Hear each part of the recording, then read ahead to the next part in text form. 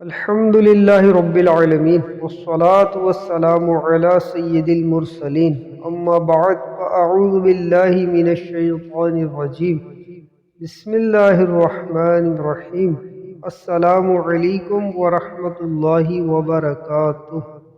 اصحاب فیل کا واقعہ۔ حضور اکرم صلی اللہ تعالی علیہ وسلم کی پیدائش سے صرف 55 دن پہلے یمن کا بادشاہ ابرہہ ہاتھیوں کی فوج لے کر کعبہ ڈھانے کے لیے مکہ پر حملہ آور ہوا تھا۔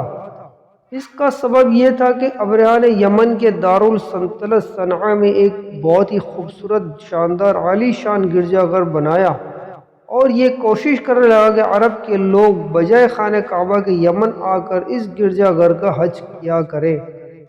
جب مکے والوں کو یہ معلوم ہوا تو قبیلہ کنانہ کا ایک شخص غیظ و غضب میں جل بن کر یمن آیا اور وہاں کے گرجا گھر میں پخانہ کر کے اس کو نجس سے لت پت کر دیا۔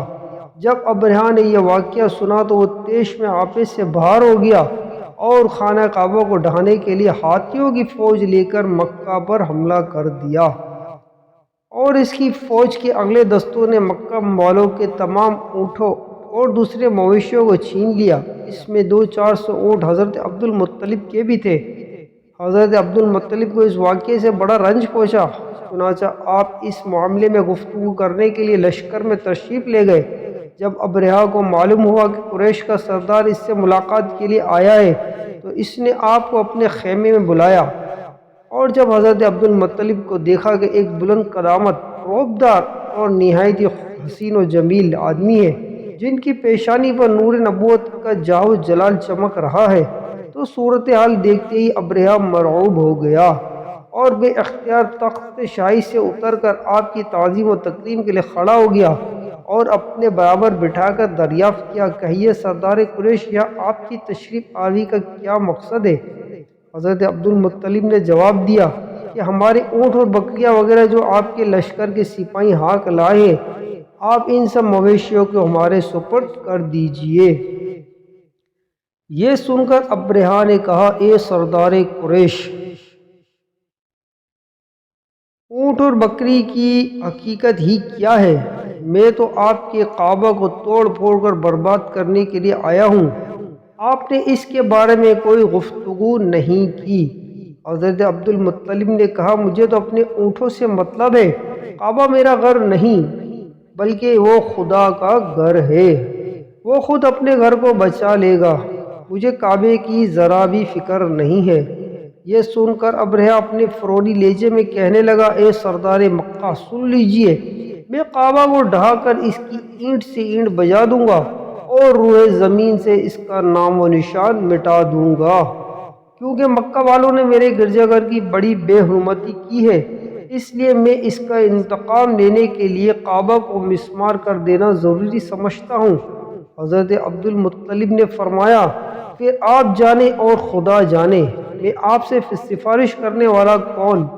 اس گفتگو کے بعد ابرہہ نے تمام جانوروں کو واپس کر دینے کا حکم دے دیا اور حضرت عبد المطلب تمام اونٹوں اور بکریوں کو ساتھ لے کر اپنے گھر چلے گئے اور مکے والوں سے فرمایا کہ تم لوگ اپنے اپنے مال و مویشیوں کو لے کر کعبہ سے باہر نکل جاؤ اور پہاڑوں کی چوٹیوں پر چڑھ کر اور دروں میں چھپ کر پناہ لو۔ مکہ والوں سے یہ کہہ کر خود بھی اپنے خاندان کے چند آدمیوں کو ساتھ لے کر کعبے میں گئے اور دروازے کا حلقہ پکڑ کر انتہائی بے قراری اور گریہ زاری کے ساتھ دربار الہی میں اس طرح دعا مانگنے لگے، اے اللہ، بے شک ہر شخص اپنے اپنے گھر کی حفاظت کرتا ہے، لہذا تو بھی اپنے گھر کی حفاظت فرما اور صلیب والوں اور صلیب کے پجاریوں عیسائیوں کے مقابلے میں ہم اپنے اطاعت شاروں کی مدد فرما۔ حضرت عبد المطلب یہ دعا مانگی اور اپنے خاندان والوں کے ساتھ لے کر پہاڑ کی چوٹی پر چڑھ گئے اور خدا کی قدرت کا جلوہ دیکھنے لگے۔ ابرہہ جب صبح کو کعبہ ڈھانے کے لیے اپنے لشکر جرار اور ہاتھیوں کی قطار کے ساتھ آگے بڑھا اور مقام مغمس میں پہنچا تو خود اس کا ہاتھی، جس کا نام محمود تھا، ایک دم بیٹھ گیا اور چند مارا اور بار بار للکارا مگر ہاتھی نہیں اٹھا۔ इसी हाल में कहर इलाही अबाविलों की शक्ल में नमूदार हुआ और नन्हे नन्हे परिंदे के झुंड जिनकी चोंच और पंजों में तीन तीन कंकरियां थी समंदर की जानिब से हरम काबा की तरफ आने लगे। अबाबिलों के इन लश्करों ने अब्रहा की फौजियों पर इस जोर शोर से संगबारी शुरू कर दी कि आन की आन में अब्रहा के लश्कर और इसके हाथियों के परखचे उड़ गए। अबाबिलों की संगबारी खुदावंद कहर जब्बार के कहर व गज़ब की ऐसी मार थी कि जब कोई कंकरी किसी फील सवार के सर पर पड़ती तो वो इस आदमी के बदन को चीरती हुई हाथी के बदन से पार हो जाती। अब रिया की फौज का एक आदमी भी जिंदा नहीं बचा और सब के सब अबरहा और इसके साथियों से हलाक हो गए। इनके जिस्मों की बोटियां टुकड़े टुकड़े होकर ज़मीन पे फैल गई। चुनांचे कुरान मजीद की सूरत फील में खुदावंद कुद्दूस ने इस वाक़ये का जिक्र करते हुए इरशाद फरमाया है। तर्जुमा यानी ए महबूब, क्या आपने ना देखा कि आपके रब ने इन हाथी वालों का क्या हाल कर डाला?